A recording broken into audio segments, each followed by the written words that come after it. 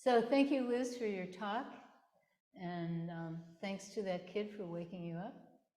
Are there any questions? Yes, microphone. There you go. Thank you, sir. So, if that we have like, what are there, 4 or 5 different types of practice in the quantum school.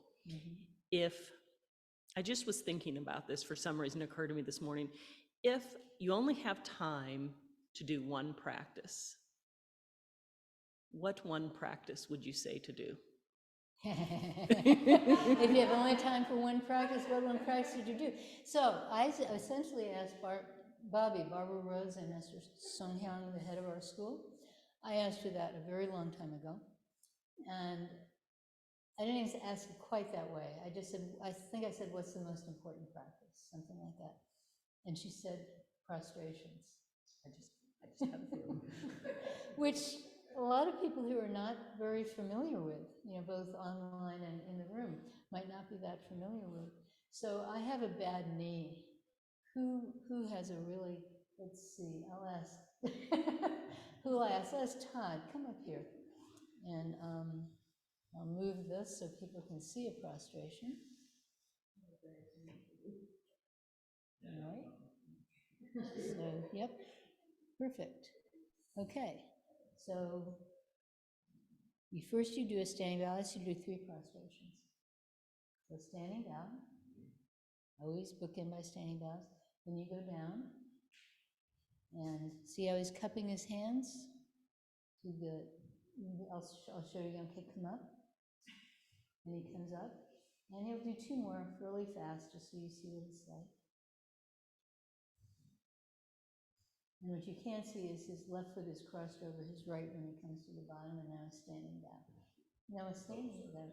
Standing down. Okay. It's on a roll. All right. So that's 3 prostrations, and the gesture when you come to the bottom is your hands are sort of on both sides of your heads, and they're kind of cupping like that. And one time I don't know if you can see it there. And at one time I was taking a lot of.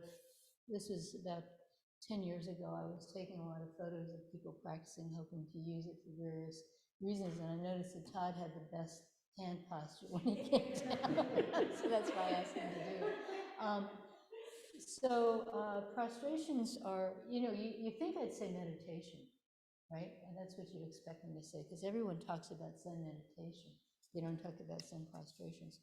And Zen meditation is very wonderful. I don't want to put it down.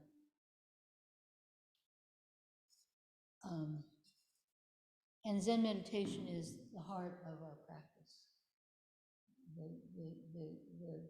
The attention to the breath and the body and the mind, and having this sort of focus, whether it's counting our breaths or what am I don't know, or some mantra, some kind of what is this, some kind of focus that our mind wanders, we bring it back.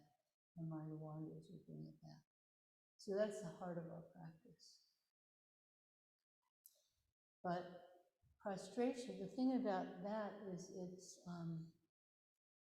it's too easy to get distracted. Now, of course, it's the getting distracted and bringing your mind back, and getting distracted and bringing your mind back. That's the power of it. But if you only have 10 minutes a day, do prostrations. Actually, it takes about 13 minutes to do 108. And the thing about prostrations is that it sidesteps all this thinking. I know that there's some people who can find themselves, writing mathematical proofs or, whatever while they're doing prostrations, but I can't. Prostrations, they force a certain kind of concentration on us. And you're rotating around the center of gravity, which really strengthens your center. And at the bottom, you're in a pose of absolute subjection. You're submitting This is an ape thing. If you want to show the head ape that you're not a threat, that's the posture you get into. With your head on the ground and your butt in the air, you know. I'm totally defenseless. But then you get up again. So it's this submission and then rising, and submission and rising, and this rotating around your center of gravity that has tremendous power. And what happens when you do prostrations after a while is you notice that your center becomes strong, your heart becomes open, your mind becomes more clear. So if you only have 10 minutes a day, you know, and you're really hardcore, like make it 13 minutes, do 108 prostrations, howsoever. What I suggest to most people, if they only have 10 minutes or 15 minutes a day, what I suggest is start with the 4 great vows. Always start with the 4 great vows, because that's the direction of your practice. This is not a practice about fixing something that's wrong. This is not a wellness practice. Those are side effects, and they're undoubted side effects. Yeah, your heart will beat better, your lungs will beat better, you know, that's a side effect, that's not the point. Yeah, you'll be calmer, you won't get as angry, but that's a side effect. That's not the point of it. You don't have a checklist of things you want to see happen, you know? So this is not that kind of practice. This practice is for this world, for all beings. So you're not you over here helping all beings over there. You are not separate. And this practice, that's its direction, is for whom. It's not just about you, it's about for whom. How can I help? For whom do you live your life? So the 4 great vows sets that direction. Sentient beings are numberless. I vow to save them all, or you could say liberate. It literally means help to the other shore. So sentient beings are numberless. I vow to save them all. Delusions are endless. I vow to cut through them all. And that word cut is actually in the Chinese. It's very literal. Delusions are endless. I vow to cut through them all. The teachings are infinite. I vow to learn them all. And teachings does not just mean what's in the sutras. Teachings mean like the color of the floor, the sound of the birds, the sound of a lawnmower or a leaf blower. Whatever is there, that's already teaching. So the teachings are infinite. I vow to learn them all. The Buddha way is inconceivable. I vow to attain it. And inconceivable is a mistranslation. It should be the Buddha way, none higher. It's literally Buddha way, none higher. But it was translated as inconceivable, which is wonderful because inconceivable means you can't understand it. It's not about understanding, it's not about cognition. And that's why you can attain it. Because otherwise you'd have ideas about it. Well, you do have ideas about it. Everyone has ideas about it. But put your ideas down, because whatever your ideas are, they're irrelevant.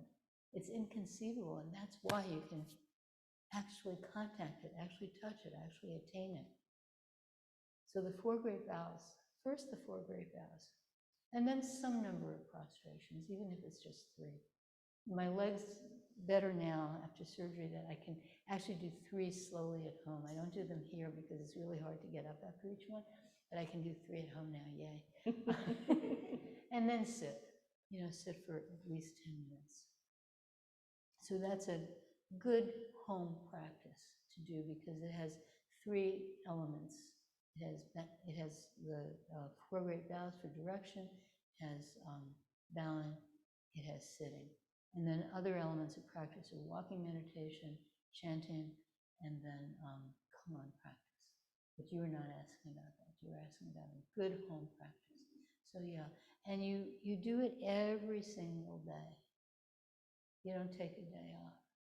You do it every single day. Well, maybe if you're flying around the world and you're in an airplane for like, 12 hours and then you gotta sleep, maybe you take that day off. But basically, every single day you do it, and you do it the same part of the day. It's not like clock time, but before breakfast is a really good time to do it. And some people like to do it after work if they have, that kind of job where you get off work at a certain time. And some people like to do it before going to sleep, but people often get energy from practice, and then it's harder to sleep. And the sitting part between 5 minutes and 20 minutes, set ahead of time. Like maybe, I can only do 5 minutes today. Then you set your timer on your clock, you put it behind you so you can't see it. And when it goes off, you stop sitting. Maybe you set it for 10 minutes, maybe 15, maybe 20, maybe 25, But you make that commitment, and then you live up to that commitment. And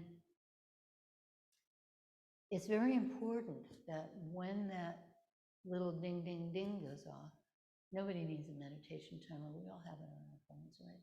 Just set your timer on your phone. When that little ding, ding, ding goes off, you get up. You don't say, oh, this feels so wonderful. Because that's attachment to desire. Nor do you sit there saying, oh, when is it going to get up? I've got dishes to do. I've got to do this. I've got to do that. You don't do that either. You just sit there until it goes off, and when it goes off, you get up. That's how you do it. So I hope everybody does a good home practice every day. So, thank you. Thank you. We have, let's see, oh, my watch stopped again. But my computer tells me that we have like 1 minute if somebody has another question, a short question. If not, we have announcements.